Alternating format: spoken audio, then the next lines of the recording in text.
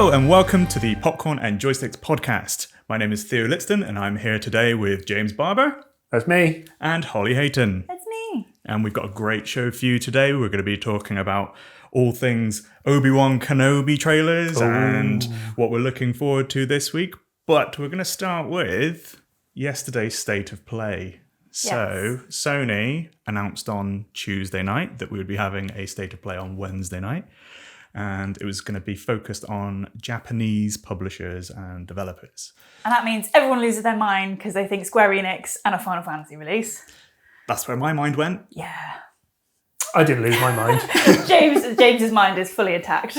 James is not a Japanese sort of developer kind of game player or a Square Enix fan, so naturally... I like some Square Enix games, but I know you've been waiting, obviously, for the remake Part 2 to be announced or coming out or trailer or I have whatever. learned not to get my hopes up, to be honest. I think if they announced State of Play in about 2030, they might announce it then. Part 2 might be out. Yeah. Yes. I think that, personally, before we get into going through the games that were announced yesterday, my expectations for the show were quite low based on the fact it was only going to be 20 minutes, and they said that ahead of time. And they also said that it wouldn't be involving anything to do with PSVR 2. Yes. There'll be nothing to do with that. So I saw on Twitter that they tweeted out that State of Play was going to be the following day, and it won't include that, and the only focus will be on like the sort of Japanese developer side.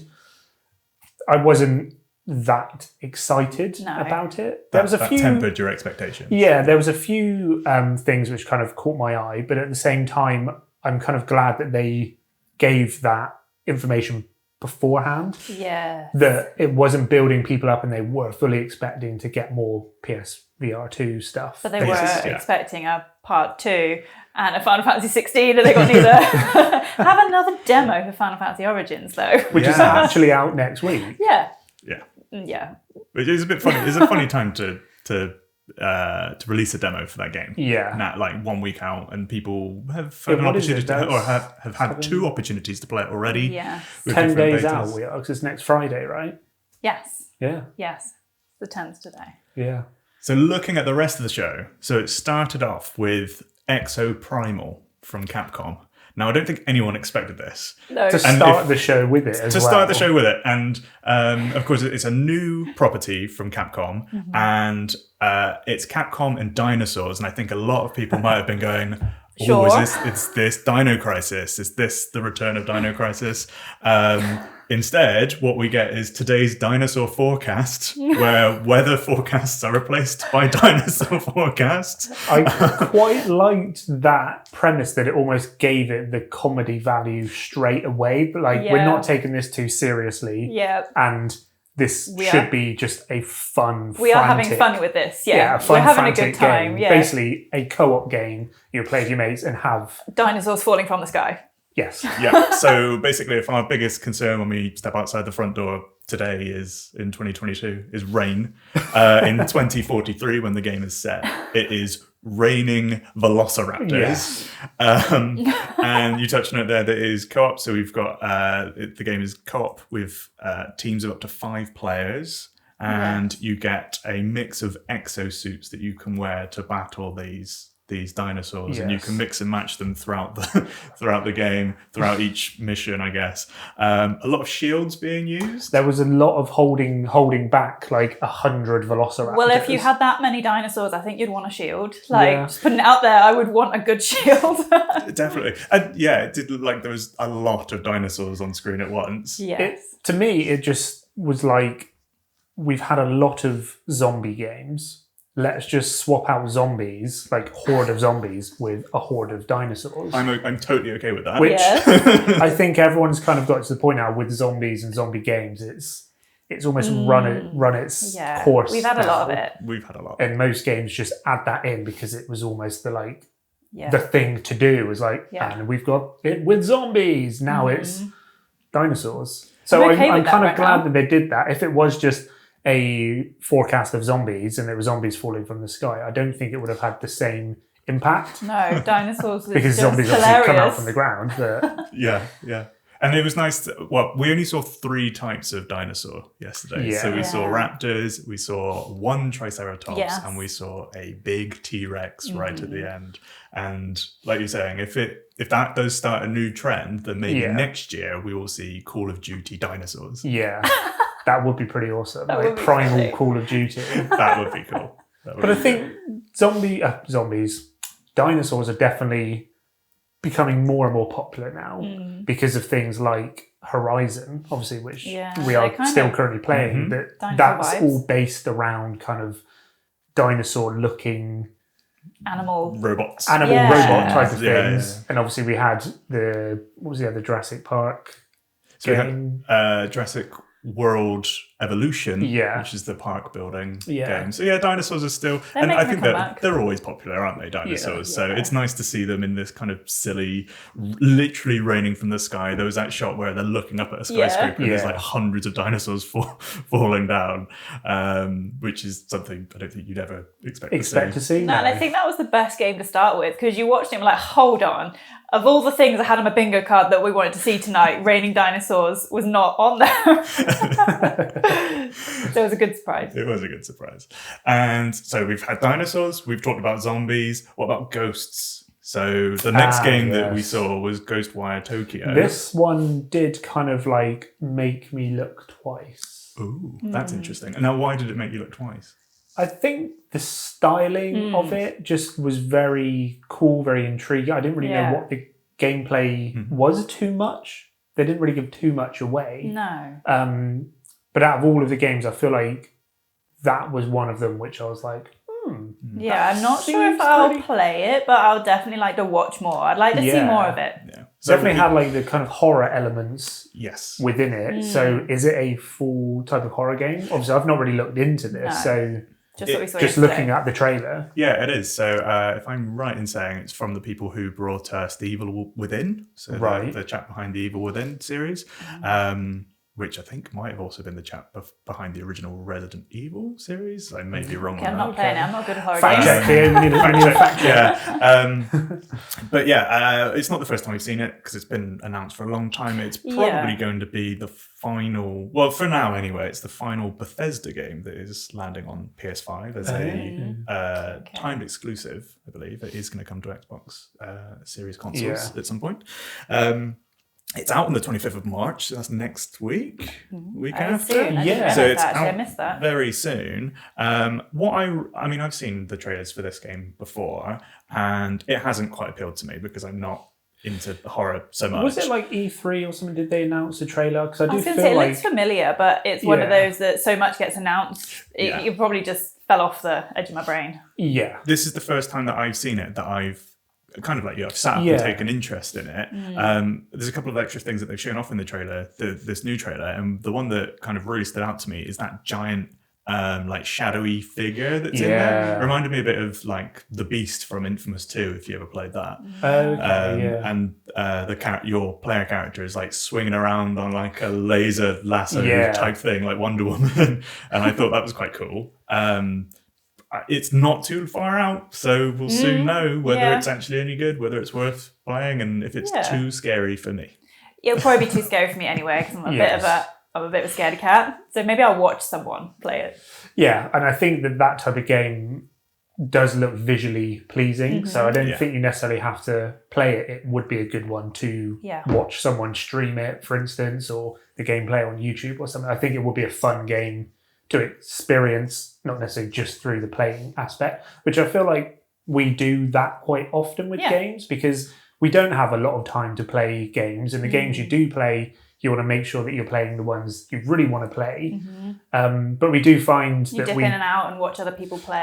It's a good way to watch the first hour gameplay type videos and stuff because it does give you that kind of intrigue to dive in rather than having to spend 60, 70 pounds or dollars on a game you don't quite know you really want to dive into. Yeah.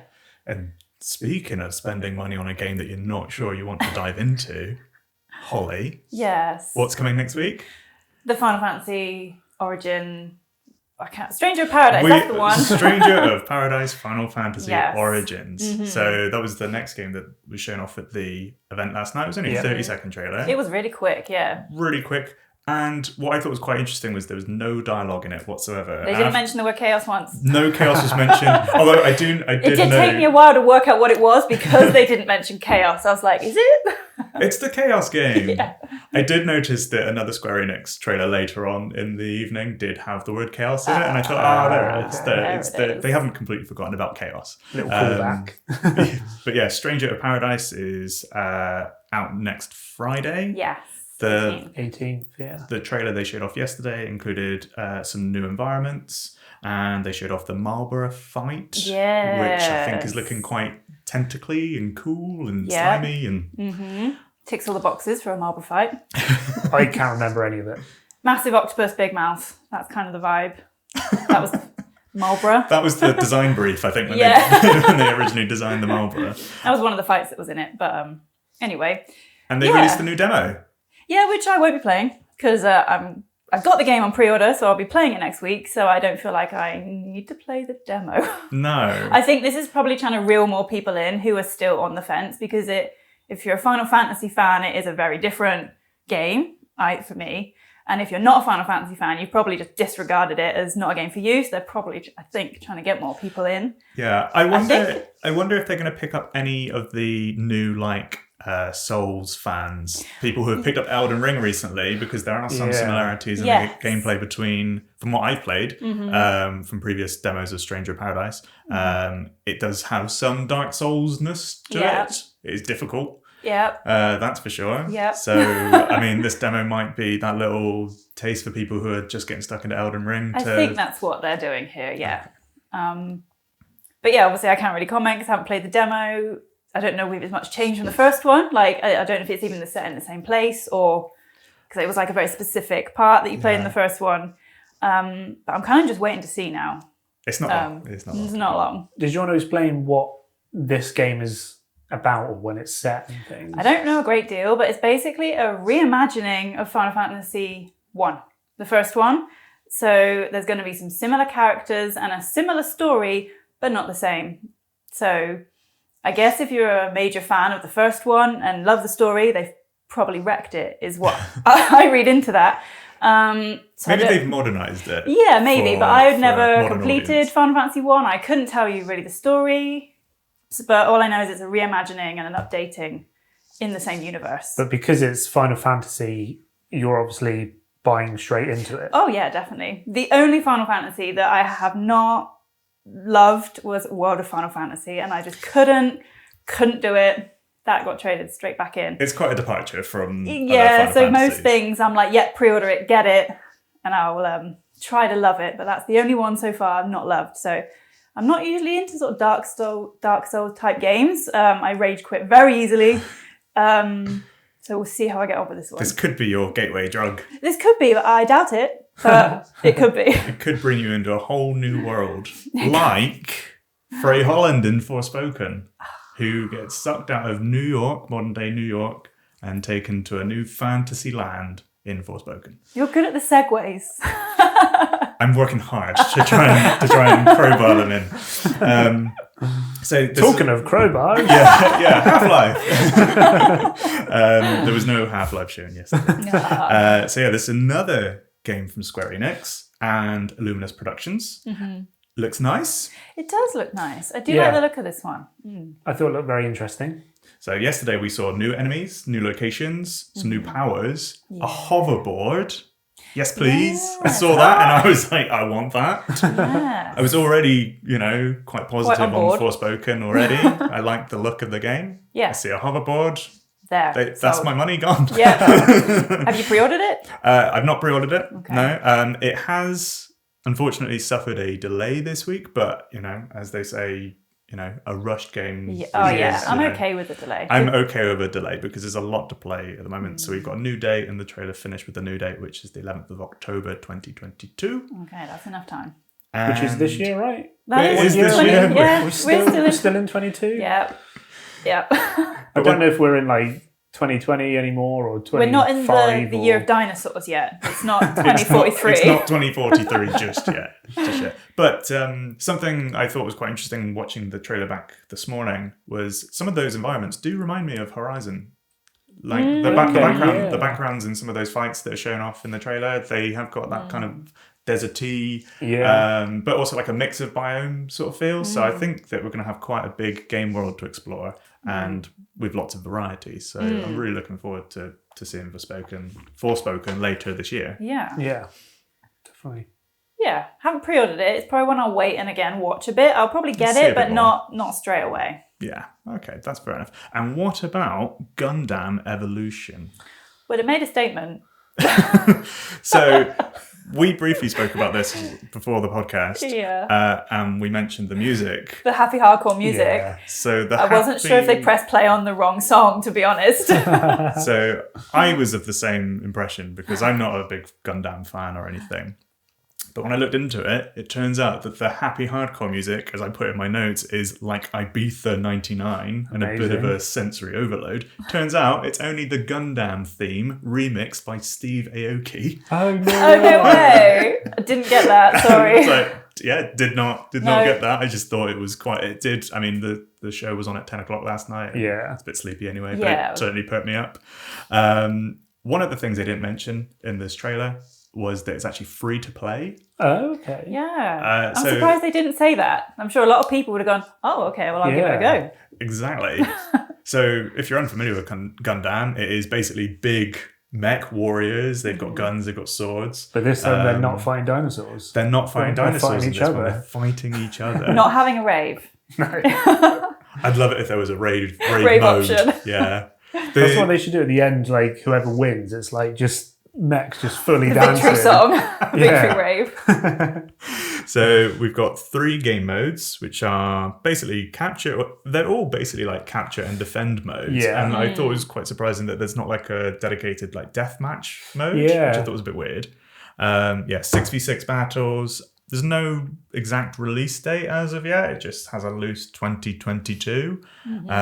But this spring, there's going to be a network test for the US and I did see that, Japan users. So unfortunately, we won't get a chance to test the network. But yeah, I mean, it's going to be free to play. So when it does come out, I think it looked it'll be worth cool. It looked fun. It looked frantic. I could see you playing it. Yeah. I mean... Give it a go if it's free. I mean, you love the music, right? So like, happy hardcore, some mech shooting. What more do you want? Yeah, who doesn't love that?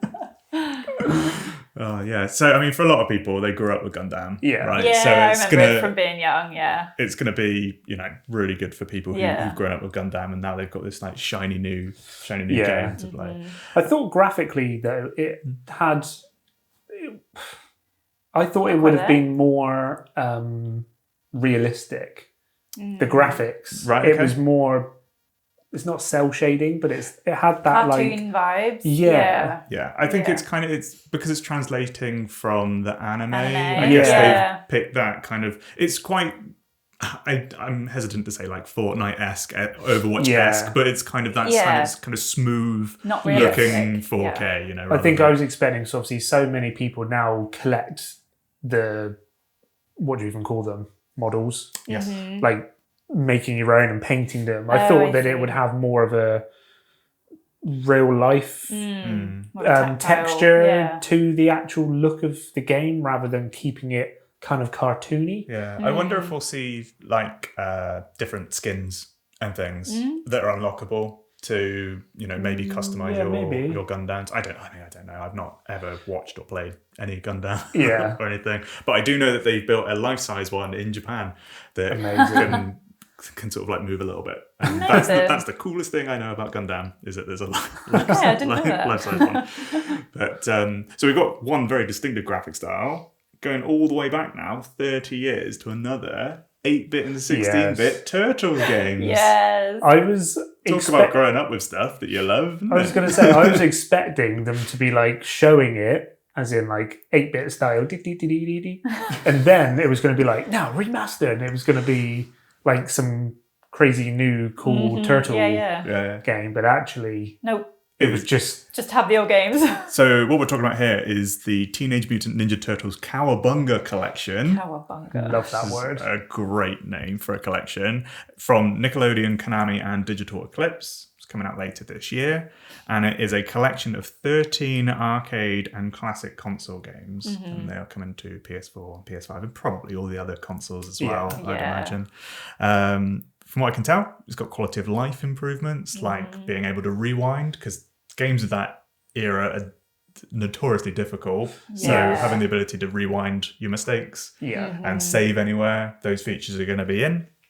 And they're also going to add in some extra content for fans of the series. So they're producing like game guides that are in the style of like classic game magazines from like the 80s, which I think is quite cool. Love a collectible. Yeah, so I like that. As a physical thing as well. I don't know if it's going to be a physical thing. That would be good if it extends. It'll probably be limited to like Japan only or something. But I mean, you sometimes see like collector's editions of these sort of games come out that will have pack-ins like that. So fingers crossed, maybe we get that. But if not, probably going to be like a digital like guide manual that is on the game. But yeah, I was really pleased to see that. It looks cool. It looks fun. It looks frantic. It just looks like nostalgia. A good, fun, callback game. And it's one that I think you can play with friends as well, because you can typically in these brawler titles, you get 1 to 4 players because it's usually one per turtle, right? Yeah. So, we're going to have probably 4-player sort of battles and running through the stories in those as well. And I think we are that sort of target audience age now. Oh, definitely. Because when you remember the originals. It is the callback to our age group growing up. I don't know if people much younger than us would kind of get that. I mean, the Turtles do have a universal appeal, I guess, to a certain extent, because they've continually been reinvented since their inception. Like every single year you get a new Turtles comic, or you get a new show, or you get a new movie, or, you know. But I guess it's the stylistic look at it. I think the 8-bit and 16-bit look is a hard sell for people who are growing up with modern day graphics. 4K. Yeah. But that in 4K, those pixels are going to be sharp. So I think it will be more. I love that though, that it's like next gen consoles, 4K, HDR, 120 frames. But here's your 8-bit turtle. Here's your 8-bit turtle. I mean, one of the games collections that I'm most looking forward to this year is the Sonic collection. Those games mean so much to me, and you could say about probably most of these titles, I'm okay, I'm a bit lukewarm on them. But that Sonic collection starting in 1991, 16 bits, yes please, but give me that in 4K. Nostalgia's so powerful though, isn't it? So powerful. Nostalgia has the power to remove money from my wallet. Definitely. One that doesn't have to, because I think it's free to play, is Gigabash, which is another 4-player, not co-op, but 4-player couch play, like local multiplayer with some online modes as well.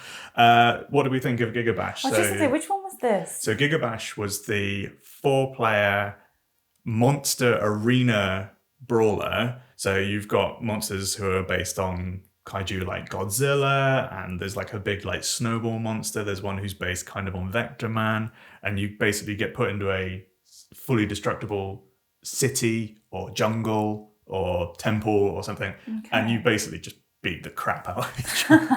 I don't even remember seeing it. Did you watch the same State of Play? It was definitely in the last one. We were clearly still reliving the Gundam rave at that point. So, I mean, this so Gigabash is the first game from Passion Republic Games, and they are a indie studio based in Malaysia. Okay. So first ever game. I'm Googling it. Okay. It's also coming out on Steam, I know that for certain. I do find there were things like this. Sometimes they're so quick. It was like the Final Fantasy Origins thing.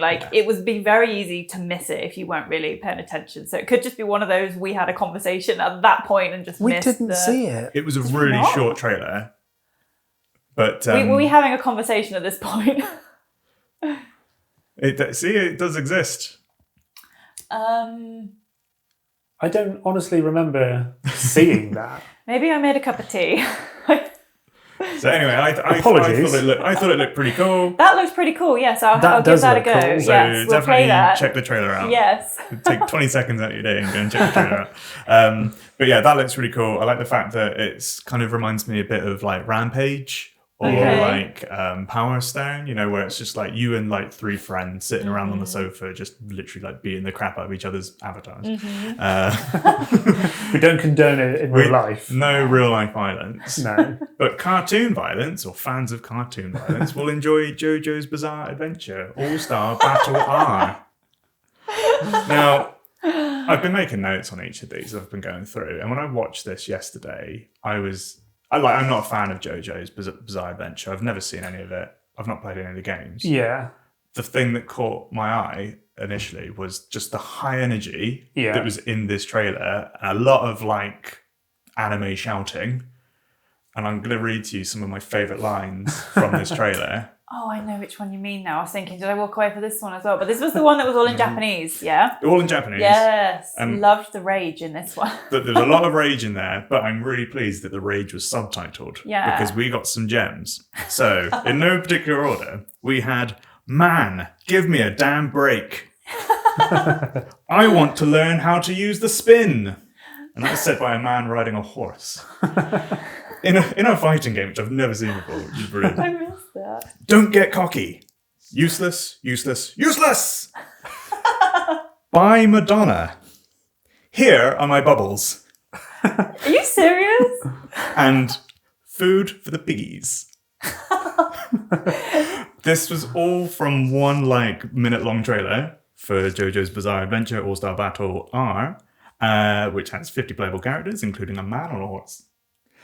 And I do remember this one, but I did not hear any of that. No, it was all subtitled. Read any of that. It's due out early autumn this year for PS5 and PS4.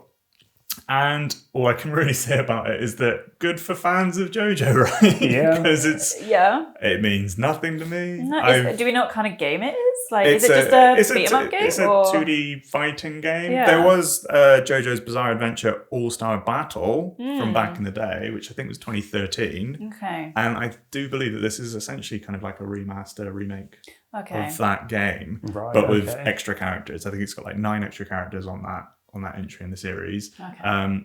I know it's really popular, just never... It passed me by. Never tried it, never played it.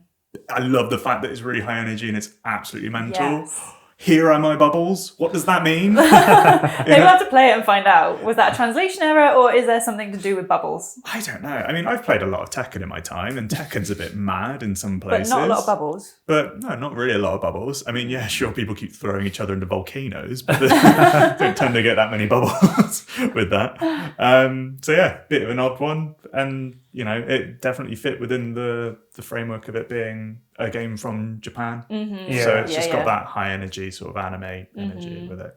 Another clearly Japanese inspired game was Trek to Yomi. I think I'm pronouncing that correctly. I thought that one looked pretty good. What was it that you liked about Trek to Yomi? The styling of it.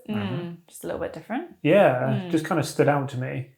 So I think we're seeing a bit of a trend here, which maybe has started with Ghost of Tsushima, where we're getting a lot of like Kawashimi-based movies, games, based on those sort of old black and white samurai films. So this is from Flying Wild Hog and Devolver Digital, which kind of suggests that it's going to be good. Devolver Digital on a bit of a run recently of putting out nothing but good stuff. Look quite bloody. Mm-hmm. Yeah. Looked very violent. It did. A lot of stabbing, a lot of slicing. It felt quite like you are like just saying, like the old films that I wasn't quite sure what was gameplay, what was cutscenes, and very cinematic. Yeah, it just felt very like and I think it was just experiential. And it was just very different from all the other crazy trailers we had seen. It was just a complete mood change. I think that's what stood out. Yeah. To me. I liked it as a fan of the as like a fan of those old sort of like samurai movies. I think that it's actually really nice to see these sort of games come in. I did originally think, maybe it's like a Ghost of Tsushima spin-off or something like that. But from what I can understand, it's going to be based in historical Japan with a lot of sort of like mythological elements in there as well, which I quite like. So it's kind of grounded, but also, you know, it appreciates that there's like gods in everything. So that leads to all sorts of opportunities, right? But that's all we can really say about it at the moment because there isn't a huge amount. Not a lot else. Not a lot else. They followed. Yeah, one to watch, definitely. Yeah. Sony followed that with Returnal Ascension. So we've got an update for Returnal, which came out last year. Thoughts on Returnal? I never played it. I wanted to. When it came out, I was like, I really want to play it. And then didn't. And I think when you see... That's the one, like, when you die, you go back to the beginning, is that? And it was like, oh man, I don't know. It's one of those that's been on the list, but there's so many things on the list and we just never got around to it. So maybe now that there's a new part out for it, it might push us to play the first bit. Yeah. Hopefully. So was it a co-op version of the game? Yeah, so the new version that's coming out, which is a free update, which comes out on the 22nd of March, is co-op, which you can play with your friends, or you can even host or join public games, which I think is quite good, because if you, like me, you haven't got many friends, and you want to jump into it, then you still have that option.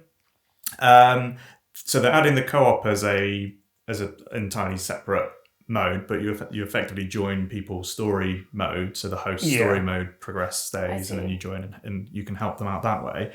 And they're also adding in an endless game mode, which is called the Tower of Sisyphus, which is based on the Greek god who's always pushing the boulder up the hill, and then dying and then doing it again.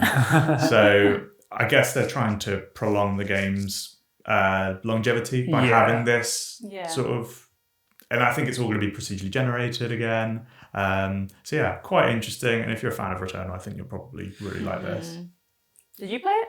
I have not played it. Okay. It's on the list. Yeah. As with everything, it's on the list right now. So yeah, moving from Returnal, we saw 2 Square Enix games to close us out. And when they announced that there were 2 games coming from Square Enix, my heart was starting to beat a bit faster. I thought maybe it's the 20th anniversary of Kingdom Hearts, it's the 35th anniversary of Final Fantasy VII. Just the Final Fantasy. General, what did we expect? And then nothing. What did we get? I knew. I know they're absolutely not doing it. I'm not getting my hopes up, and I was, in my opinion, right. You were bang on. So we had Diofield Chronicles, which is a tactics strategy RPG. It's not my sort of game. I don't know. I found that one a bit more.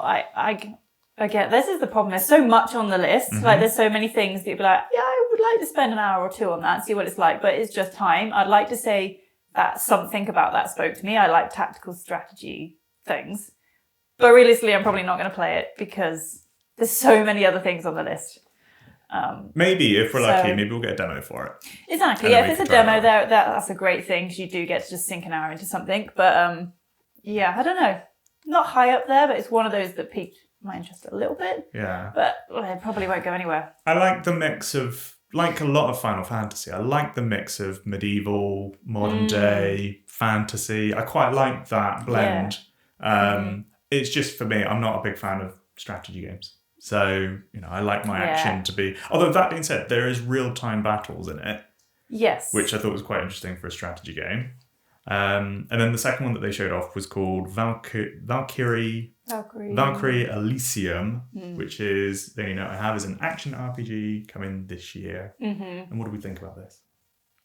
You got no strong thoughts. James has no thoughts. It's a sequel, is it right? It's part of a I think it's series, part of a series, which I have not really played. I haven't really played any of the other series, so it's probably another series that will go pass and die. I mean, having played an awful lot of Horizon Forbidden West this week, then seeing that game come out with a proposed date that is further down the road than Horizon, I'm looking at it and thinking, what are Square doing? What are they? They're showing off some stuff like Forspoken, which looks tremendous. Looks really, really good. And then you get these games that are popping up, and they just don't look current gen. They barely look last gen. Yeah.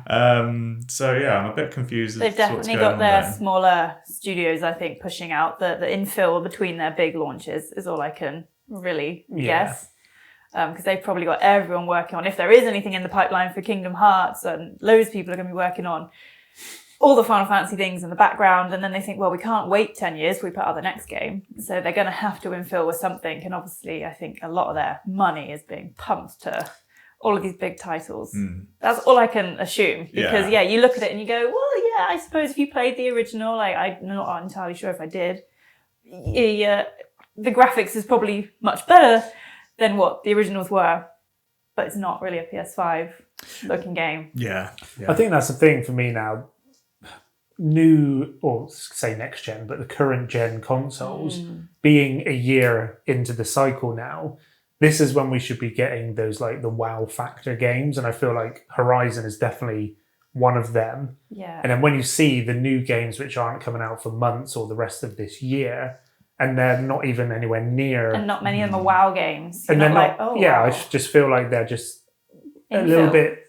You feel bad saying it, but infill or something or nothing type games. It's like I feel like I really want to have that wow factor when I'm seeing stuff being shown off, and quite a few of the ones on State of Play just didn't have that wow factor. It just felt like they should have been released years ago or something. I think it's probably those, if you're invested in that group of games, like if you're a Valkyrie's fan, you're going to be like, oh goody, another one. Like I'm there. Like me with Final Fantasy, just hand it over. I don't really mind if it's rough around the edges and not quite there graphically, but that's quite a lot that they're hinging on an old fan base on. I think there's quite a lot of games like that.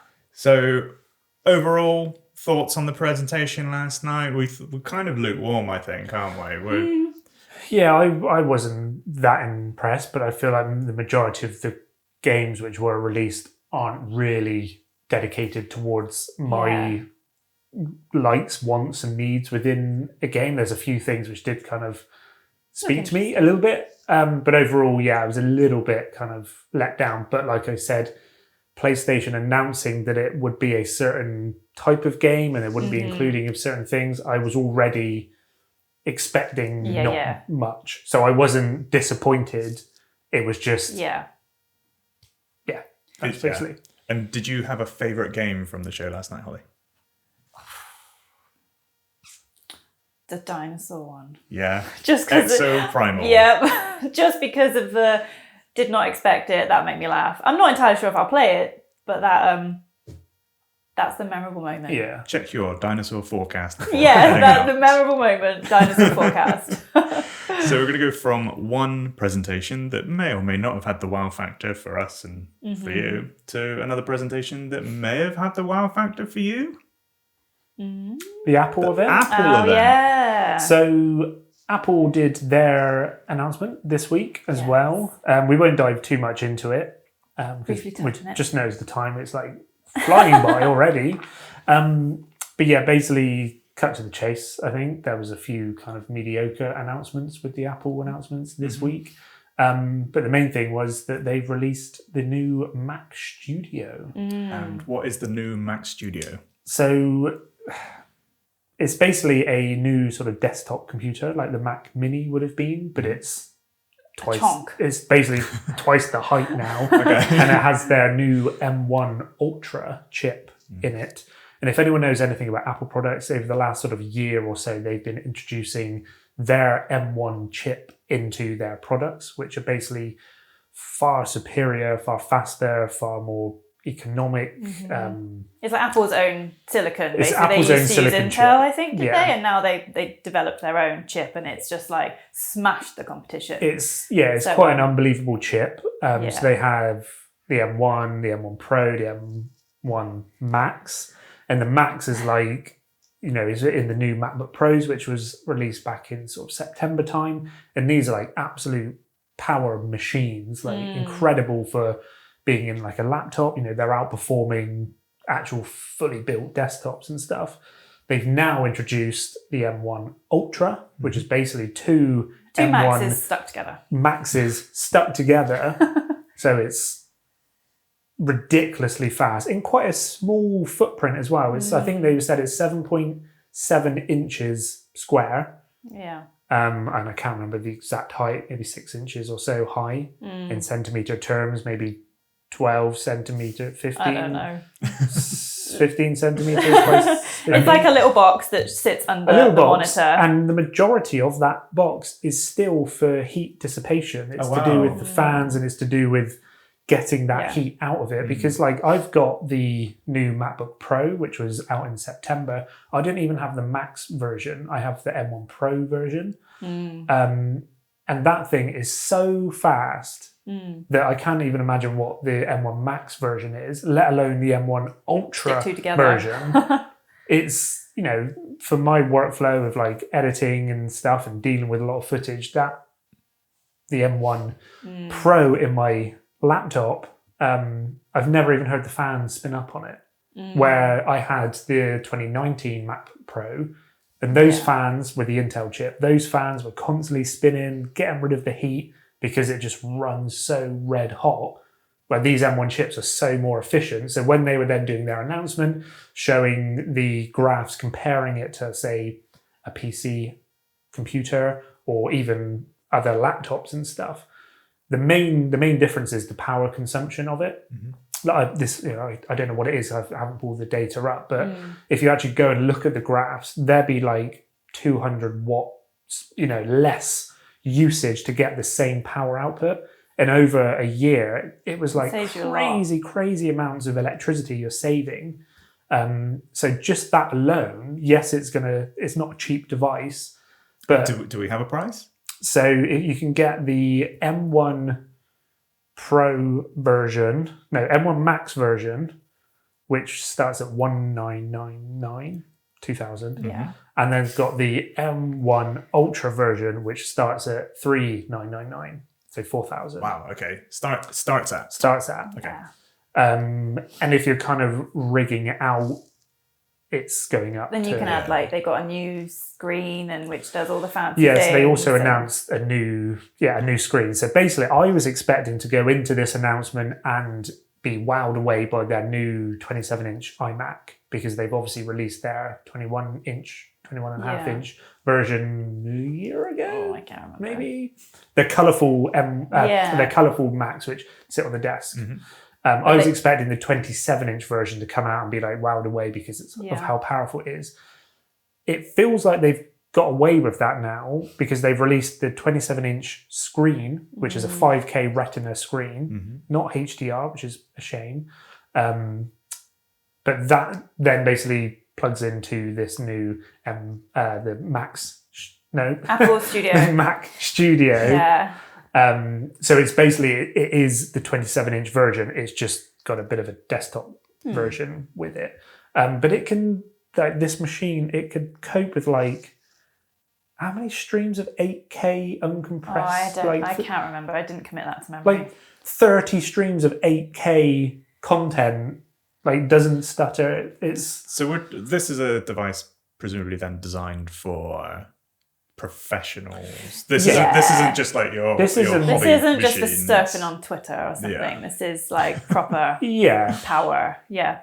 I think what's interesting though is Apple have obviously blown this out the park, and they did this obviously back when they launched their laptops, and now they've done it with the computer, and we don't know what the rivals are doing. Does Intel even have a rival? Are they working on anything? We obviously haven't. Well, I haven't really kept up to date with it, but they must be. They must be working on something. Because I think that's when it gets interesting. It's amazing Apple have done it, but what I'm interested in is what the competitors now do.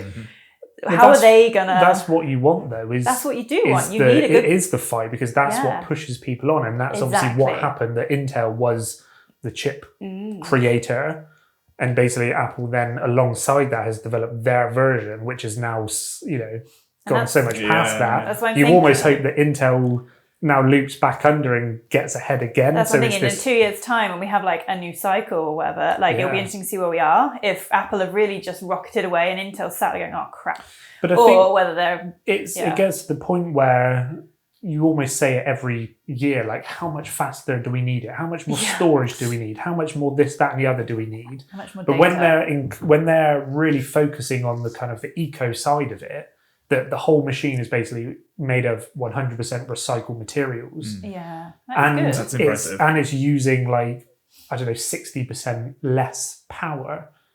That it makes the whole thing worth it in my eyes, because you're not just basically burning through electricity. You're considering the sustainability aspect. And making them more efficient means they can get more out of them for the same power. But you're using less power. So to me, it's a bit of a win-win, and especially when then hopefully Intel does catch back up again. that, it's going to keep going that way. But I think, like I was just saying, that you're always saying, like, how much more power do we need, or how much more storage do we need? It's amazing how quickly, and within a year or two, how much more you actually need. It's like you just look at Wi-Fi alone or something, that the more devices you bring into your house, you have smart light bulbs, smart switches, smart thermostats. So we've got so many in this house that even our Wi-Fi can't cope with that. Yeah. But two or 3 years ago, it wouldn't even have mattered because you didn't have all of those devices connected to it. So the internet was super fast at that time. But the more things you start to introduce to it, it's just the way the world is going.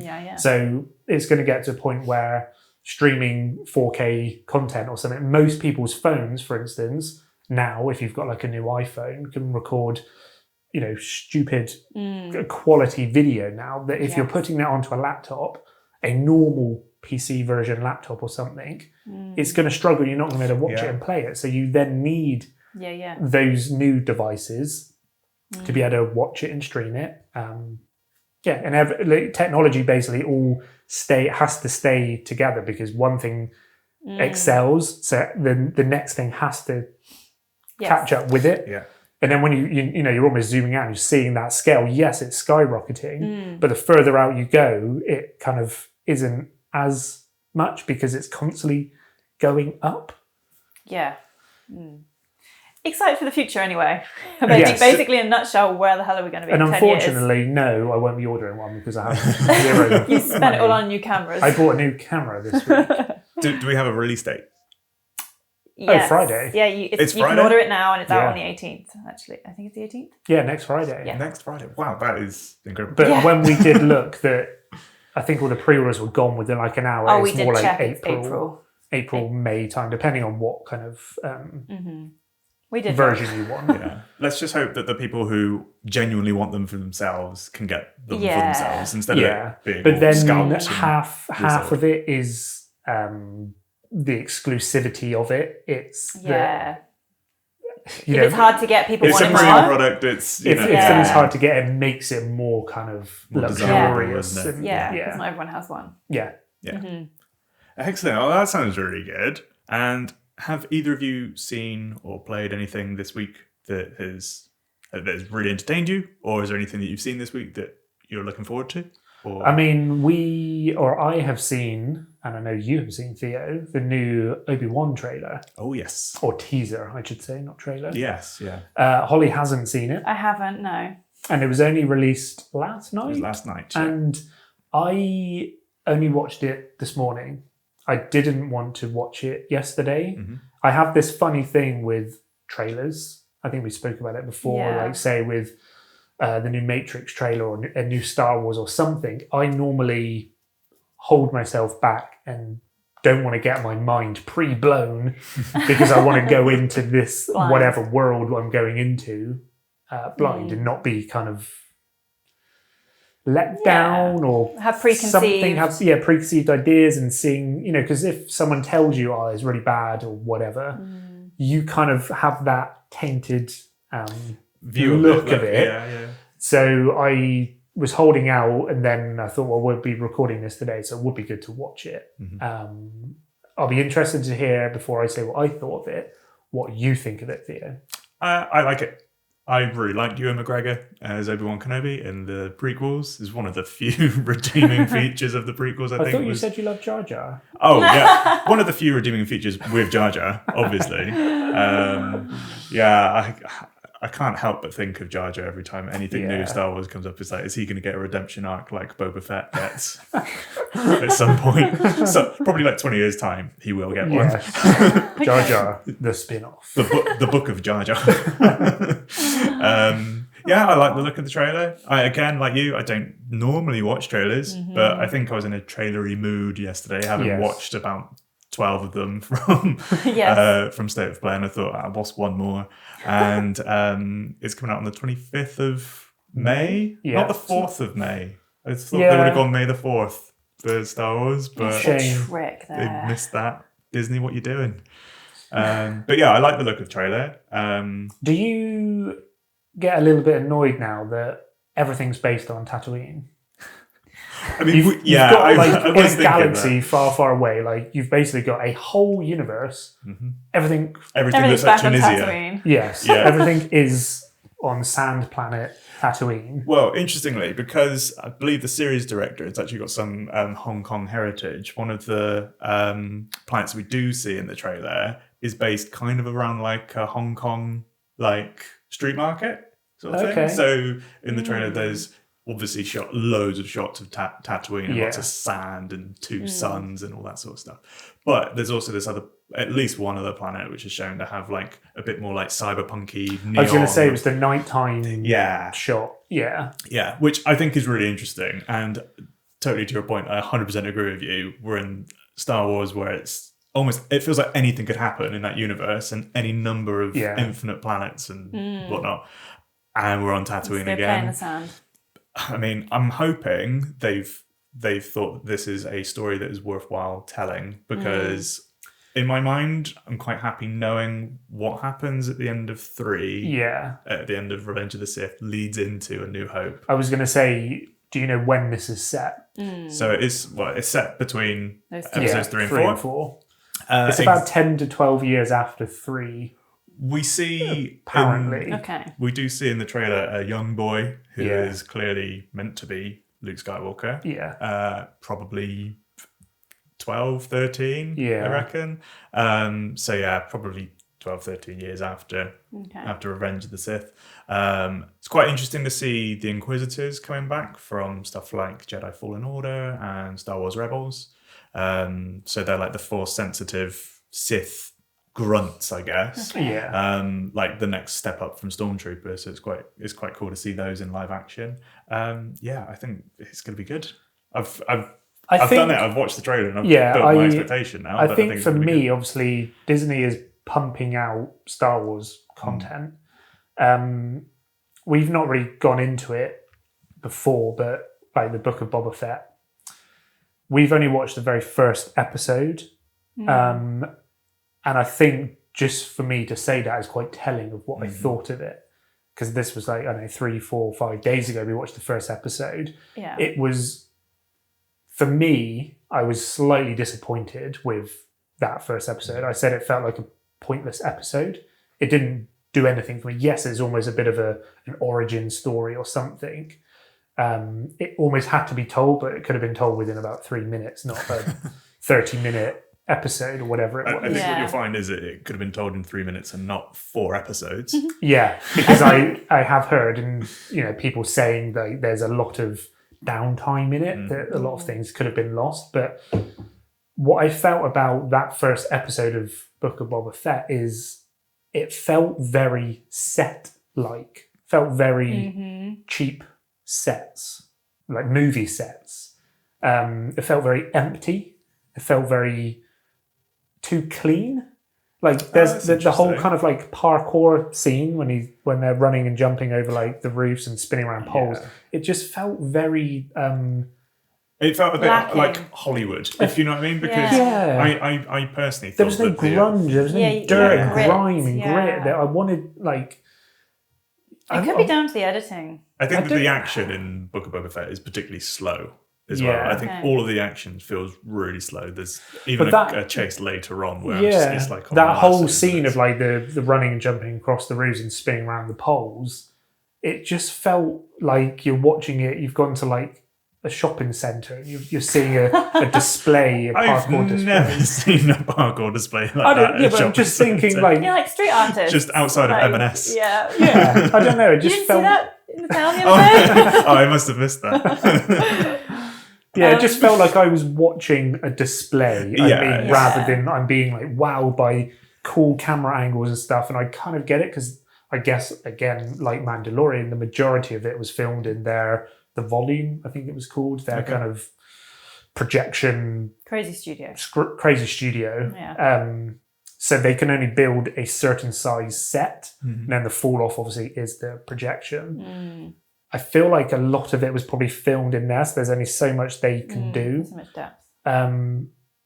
But yeah, I don't know. Is that your concern for Obi-Wan? And yeah, that's basically what I was going to say is I really hope it doesn't have that aesthetic to it. Yeah, because I found, like, I agree with everything you say, but I really enjoyed it. And I was like, actually, everyone said how they didn't enjoy it so much. I actually really enjoyed the first episode, but I haven't felt inclined to watch another. Yeah. So now I've walked away. It's been one of those, should we watch another one? I'm not in the mood, actually. So that's very telling. You know, when you're watching a good series and you're like, oh, I can't wait to have some time later to watch the next episode. When it's going like, next episode in 5 seconds. And you're like, I okay. just turned it off. But at the time, I did enjoy it. When it ended, I was like, no, I was better than I thought it was going to be. Even with all of the not quite so amazing scenes, I still enjoyed it. But yeah, I'm not inclined, don't feel like I need to watch the next one. We will, but and I'll definitely watch it all before. And I hope that when we get to Obi-Wan, you have that drive to watch the next episode and the next episode. Like with Mandalorian, you're like, go on then, what's another one? But that's the thing, like I really enjoyed Mandalorian. And I don't know if it had as much of the sets and the looks. It did feel kind of quite open and a bit kind of clean. Some of it did sometimes. feel a bit samey. You were like, oh, here we go.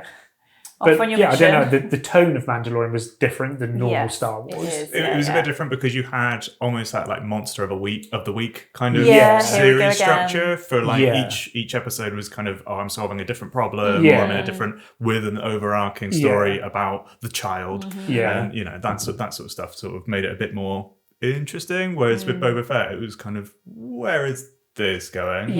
And I think that's interesting because with Obi Wan Kenobi, we know where that's going. We know how that. Did you notice that the very beginning says limited series? I think that's just what they call series now. But does that imply that it's only going to be one series? I imagine that this is probably going to be a one and done. Yeah, I think so. Which in a way is a good thing because it's not just going to keep going and. I suppose if they've got like, here's the what happens before and what happens after, it's not like you can just keep going. I mean, they've probably got another 20 years of work with Ewan McGregor if they wanted to, before he genuinely ages beyond. I'm not sure how old Alec Guinness was when he filmed his bit for A New Hope, but yeah, I mean, how many stories do you want to see? And essentially, we know what the story of this is going to be: is that Obi Wan Kenobi is escaping from. Order 66, so there's the Galactic Empire's rising up, they're chasing him down, they're hunting him, they're trying to wipe out all the Jedi. How many episodes of him kind of just narrowly escaping do you want to watch? I want to see a lot. All of it. You want to see a lot of that. I do want to see is is Hayden Christensen coming back as Darth Vader, and they've already said in some promotional material that they will be sparring again. Nice. But I tell you what, that actually leads me on to my favourite bit of the trailer, and it wasn't anything visual; it was audio. Yeah, it was Duel of the Fates coming back. I wrote that down. I've got my notepad. Oh, it's over there now. I wrote, Duel of the Fates is there, and straight away it was like, I'm in. Yeah, before you saw even that opening Tatooine shot, it was just like, I'm sold. Yeah, that is some powerful music to include in that trailer. It sets quite a high expectation, I think. It does, but having that and having Ewan McGregor, and the good thing is that they haven't like tried to de-age him, they haven't CG de-aged him, or he just looks flipping cool. Like Ewan McGregor's a very cool guy. Yeah, he's such a cool guy, and I think for me anyway, that Star Wars was such a big piece of my younger years. And yes, I know the prequels get a very bad rap, but we were at the age where... Yeah, we grew up with that. I don't know how old I was when the first one came... How old were we when episode 1 came out? It was 97, so we were 10. Yeah, so about 10 years old. So at that age, I remember having it on VHS and seeing someone like Ewan McGregor on your screen wielding a lightsaber, you're like, fighting Darth Maul or whatever. It's like...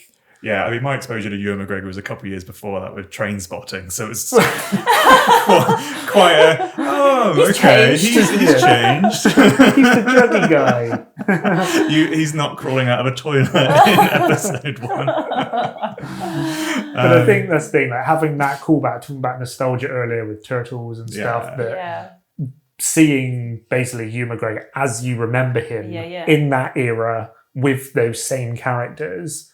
Basically 20 years later now, over 20 years later now, then hearing, the music and stuff, like, just to me was like, this seems to be like a winner where someone like Boba Fett I can almost take it or leave it. Mm-hmm. And I don't know if that's just an age thing, but I absolutely, I love Star Wars. Yeah. I don't know why I don't have that connection back to the Boba Fett series, and I hope I do. I don't know if I'm putting nostalgia, I guess. I don't know if I'm putting too much hope into that's the word. Obi-Wan. A new hope for Obi-Wan, if you will. But yeah, the only other thing that I've seen this week I've actually downloaded it is the current gen update for Grand Theft Auto 5. Which is coming to PS5 and Xbox Series X and S next week. Mm-hmm. You can download the updates now. It's about 86 gigabytes. And it's interesting because of the pricing, because the online component is free if you're on PlayStation for the first 3 months. However, if you're on Xbox, that's going to cost you £9. Oh, okay. If you're on Xbox. That's interesting. And then if you wanted to buy the story mode on PS5, that's £8.75 in the UK. And but on Xbox, if you want the story mode, you can only buy that with the online component, which puts it up to about £18. That's quite different. For the first 3 months, and then they all go to £35 in June. Okay. But that leads us on to this week's trivia time. So we've got a question. We're still on 0-0. No. So we're still on 0-0 for both of you. But GTA 5. We should probably point out, if you are watching or listening to this, you can play along at home. Yes, you can. It's a multiple choice trivia quiz question. It's a single question each week. And we're going to keep a tally. This is episode 2. So we've not had many questions. You've not missed out many questions. If you didn't see episode 1, basically we both failed. We both got it wrong. So here is your chance for both of you to get on the scoreboard for the first time. So, GTA 5 has sold 160 million units, or around about that. And that makes it the second best-selling video game of all time. Oh, God.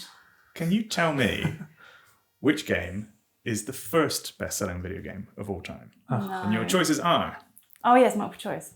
Minecraft, Tetris, World of Warcraft, or The Legend of Zelda, Breath of the Wild? Ooh. That is a very, very good question with a very good multiple choices. Can we hear the options again? You can hear the options again. What is the best-selling game of all time? Is it Minecraft? Is it Tetris? Is it World of Warcraft? Or is it The Legend of Zelda, Breath of the Wild? You see, you've thrown one in there, and I don't know whether you've done that purposefully to throw us, or... It's an honest question. I'm not trying to trip anyone up. Okay, I know which I'm going to go for. I feel like it's probably wrong, but I have to go for it. I don't know. Okay. Okay, James, do you want to give us your answer? I'm going to go ahead and say Tetris. Tetris from James. Oh, okay. Hollie. I'm just going to go Zelda. You're going to go Zelda. The answer is Minecraft. I was going to say Minecraft, but I don't know if I want to believe it's Minecraft. That was my main issue. I don't know if I want to want to believe it? Yeah. Okay. That was going to be my second choice because I thought Tetris is the one which is in there, which is a bit of a peculiar one.